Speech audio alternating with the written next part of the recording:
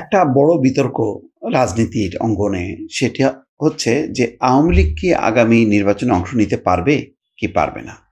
এখন পর্যন্ত যে অবস্থা যে তাদের নিবন্ধন নেই, বিচার পর্যন্ত আওয়ামী লীগের কার্যক্রম নিষিদ্ধ, তার মানে নির্বাচনের কোনো অবকাশ নেই। কিন্তু দল হিসেবে এখনো নিষিদ্ধ হয়নি, নিবন্ধন বাতিল হয়েছে। যেমন জামাতের মতন যে স্ট্যাটাস ছিল এক সময়, যে দল নিষিদ্ধ হয়নি কিন্তু নিবন্ধন তাদের বাতিল, নির্বাচনে অংশ নিতে পারবেন, অনেকটা তেমনই। তো নিবন্ধন আসলে বাতিল হয়ে গেলে এক ধরনের অঘোষিতভাবে নিষিদ্ধ হয়, এবং জামাত নিষিদ্ধ ছিল। জামাতের সাথে যদি আজকে মানে আওয়ামী লীগের তুলনা করা হয়, অনেকটা তেমনই, যে আওয়ামী লীগও নিষিদ্ধ, যেখানে তার শক্তি আছে সেই শক্তিমত্তা দেখাচ্ছে, কার্যক্রম করতেছে, যেটা জামাতও করতো, কিন্তু অলিখিতভাবে নিষিদ্ধ, নিবন্ধন নেই এবং বিচার পর্যন্ত তাদের কার্যক্রম নিষিদ্ধ করা হয়েছে। তারপরেও কিন্তু বারবার ঘুরে ফিরে আসছে যে আওয়ামী লীগ কি নির্বাচনে অংশ নিতে পারবে কি পারবে না। দেশি বিদেশি আন্তর্জাতিক চাপ, যেখানে ভারত বলছে যে সবার অংশগ্রহণে তারা নির্বাচন চায়, ইঙ্গিতটা পরিষ্কার যে আওয়ামী লীগকে নির্বাচনে অংশগ্রহণ করতে দিতে হবে। এইদিকে মার্কিন যুক্তরাষ্ট্র সিদ্ধান্ত নিয়েছে যে নির্বাচন বিষয়ে তাদের রাষ্ট্রদূতরা কোনো কথা বলতে পারবে না, শুধুমাত্র যদি মার্কো রুবিও যে কথাটি নির্দেশ দিয়েছেন যে নির্বাচনের স্বচ্ছতা গ্রহণযোগ্যতা সেই সম্পর্কে মানে মার্কিন রাষ্ট্রদূতরা বিশ্বের কোথাও কোনো মন্তব্য করবে না। যদি পররাষ্ট্রমন্ত্রী নিজে বা তাদের পররাষ্ট্র দপ্তর মনে করে যে এই বিষয়ে কথা বলার দরকার, তখন তারা সেই বক্তব্য দেবে, বা তাদের বক্তব্যটা যখন দিতে বলবে তখন সেই রাষ্ট্রদূতরা কথা বলবে। ফলে এখন ভারত যদি রিকোয়েস্ট করে এবং ট্রাম্প প্রশাসন যদি মনে করে যে বাংলাদেশের নির্বাচনে কথা বলার দরকার, তখন তারা কথা বলবে, নতুবা কথা বলবে না। তো সেই দিক দিয়ে একটা সুবিধাজনক অবস্থানে আছে যে আওয়ামী লীগকে যদি নির্বাচনে বাইরে রাখা হয় তাহলে অন্তত পশ্চিমা চাপ থাকবে না, যদিও ভারত এটা নিয়ে প্রবল করবে। কিন্তু আমাদের দেশেও কিন্তু এটা নিয়ে দ্বিমত আছে। সম্প্রতি আমি দুইটা আলোচনা দেখলাম, একটা হচ্ছে জিল্লুর রহমান তৃতীয় মাত্রার চ্যানেল এর, আর একটা হচ্ছে সিনিয়র সাংবাদিক আনিস আলমগীর।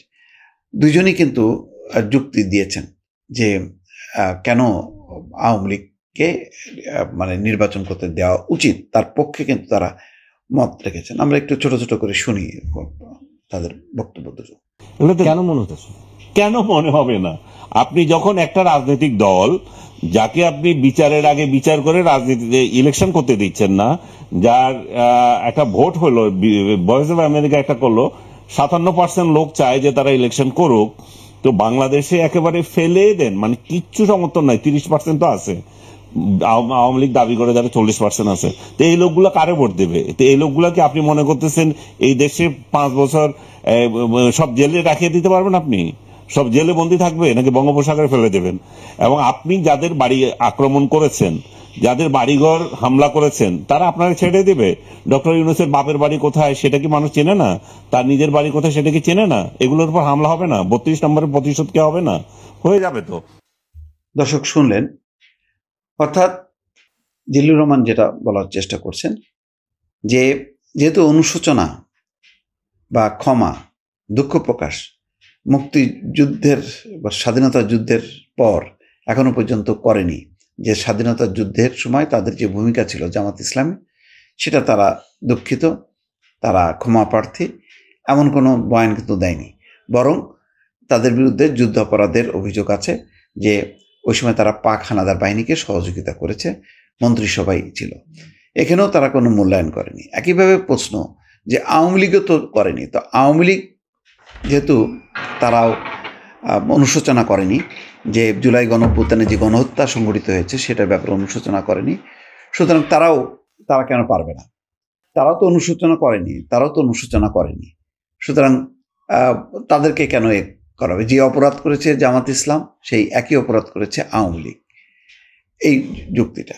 অন্যদিকে আনিস আলমগীর যে কথাটি বলেছেন যে 30% মানুষ যদি আওয়ামী লীগের রাজনীতি করে থাকে, তাহলে তাদেরকে ভোটের অধিকার থেকে বঞ্চিত করা কি সম্ভব?